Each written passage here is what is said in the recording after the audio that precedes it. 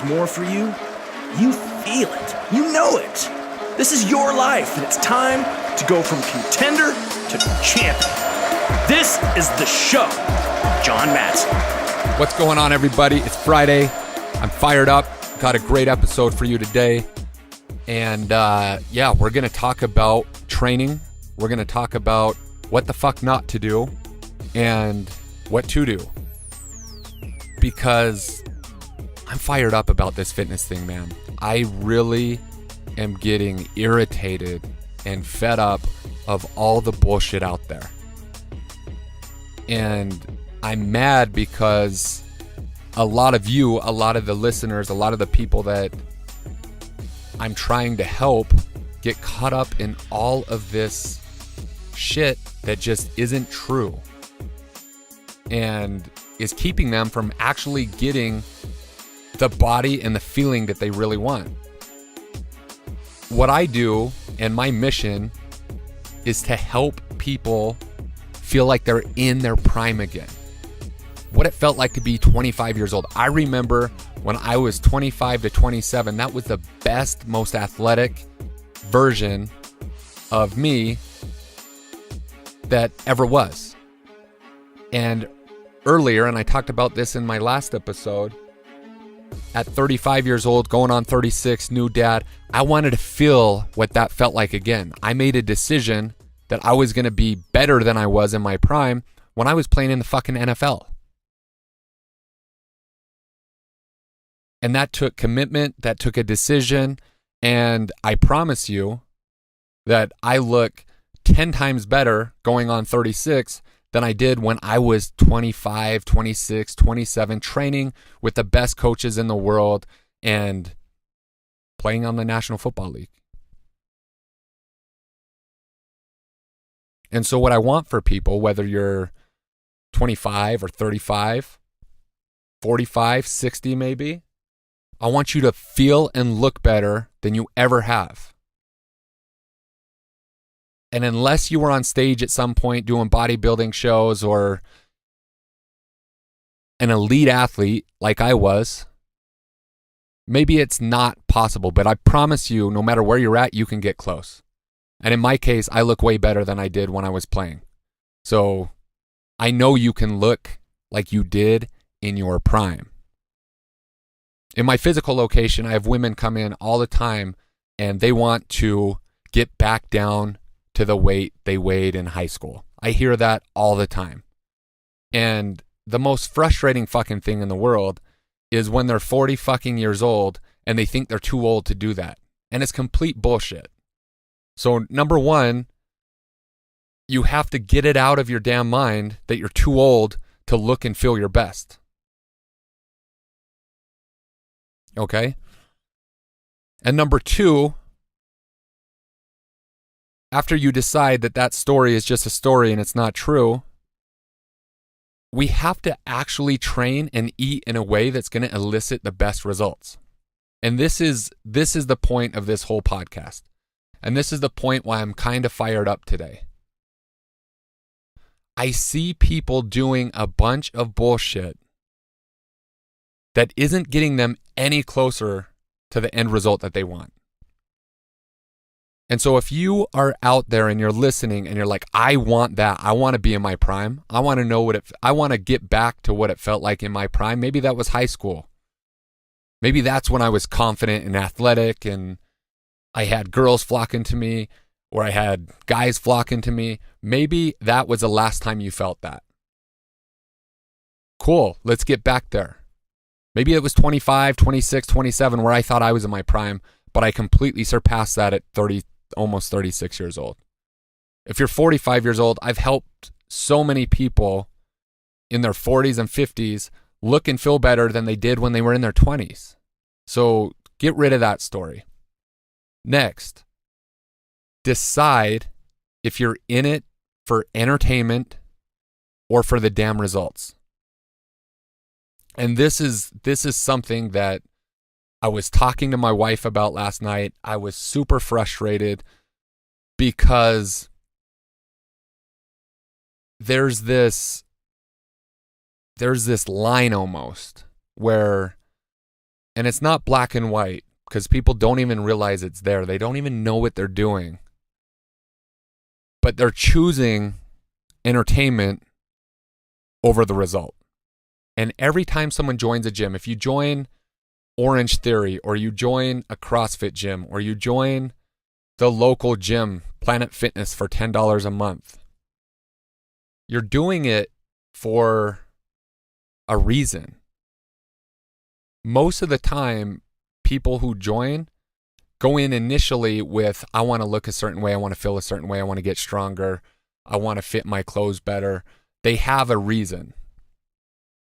Rarely does someone join a gym and think, I just want to be entertained. Even people who start running and get addicted to endurance sports and stuff like that, most of the time, unless they're just trying to be an athlete and break records and just compete with themselves, most of the time they start running because they want to lose weight, and then they fall in love with the runner's high or whatever. And then they fall in love with endurance sports, which is fine. I'm not bagging any of this. I just want to make a very clear point to you guys that if you want a result, you have to change the way you think. Because the Orange Theories of the world are popping up everywhere. F45s in some states popping up everywhere. These are chains that create an experience, and their model is recurring revenue. They want you to keep coming back and back and back. Because what happens when people exercise? A lot of times you stop thinking about all the bullshit work you have to do. You're bogged down with papers, you go to the gym, you feel better. You sweat, you feel better. Sometimes you might even be lucky enough to tap into that flow state, and I think that's why a lot of endurance athletes love running. The repetitiveness, they can calm their mind down and they can just run. Their problems don't matter. If they have problems in their family, it doesn't matter. They can just run and run and run, which is awesome. I'm all about finding stuff that is enjoyable.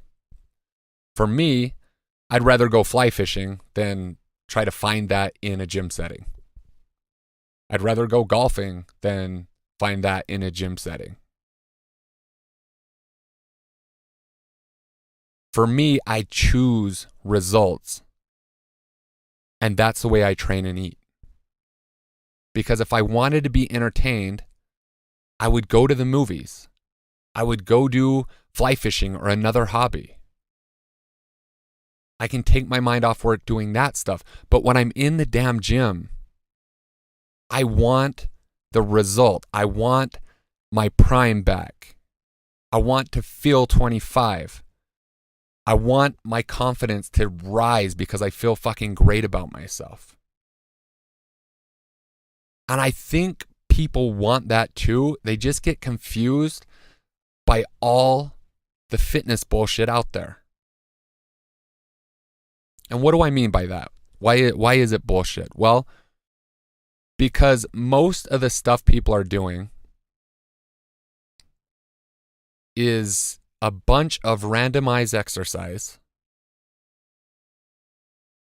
that has no real progression, that make people sweat and feel a certain thing,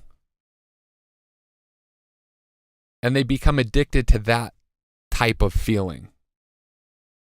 And it's great because I'd much rather people do that than sit at a desk and do nothing. So I'm not saying like, don't do that, that's stupid. Just choose whether it's entertainment or results driven.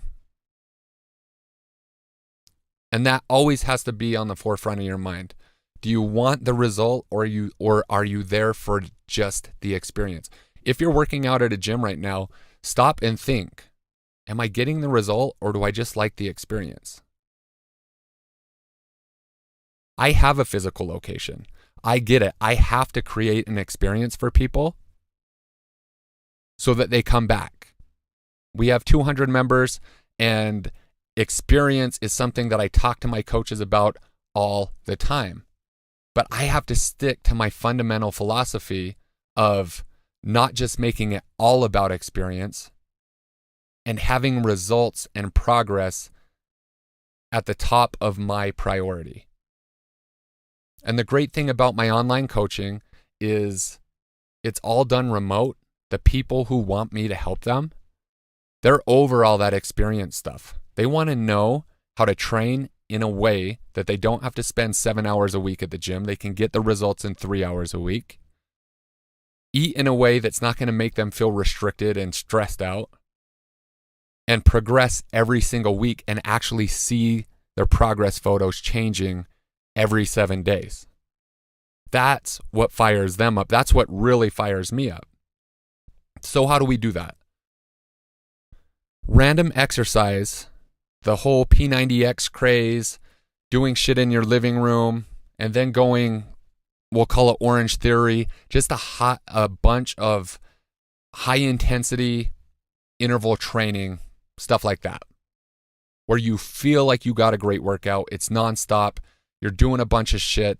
You feel dead after the workout, and that's the feeling you get. You feel like you did work. You feel like you did something, and you did. You burned some calories. You can lose some weight that way. But how do you actually get back to your prime? How do you actually feel and look like the athlete you were or always wanted to be? And a lot of these topics are going to be whole episodes in themselves because it's just too complex to dive into right now. But you have to train for strength. Whether you're 20, 30, 40, 50, you have to get stronger. There's a law, progressive overload, that means over time, you have to be stronger than you were today. If you're doing 3 sets of 10 squat at 135 pounds today, you better be able to do 3 sets of 10 at 150 pounds a month from now. And obviously, there's diminishing returns there. Most people aren't at the elite level where we're talking about breaking powerlifting records and stuff like that. For most of us, the concept of getting stronger is simple enough. The how to do that, that's a little bit more complex to talk about on this episode. If you have questions about that, feel free to DM me on Instagram or reach out to me on Facebook, email me, and I can help you a little bit more. But I don't want to confuse people. When you train for strength, train for progression. Your training should be made up of squats, deadlifts, bench presses, military presses, dumbbells, kettlebells, lunges, RDLs, farmer carries, stuff like that. Always progression. You have to get out of your living room. You're not going to change in the living room doing P90X. You have to get out of that environment into an environment that's going to elicit and motivate change.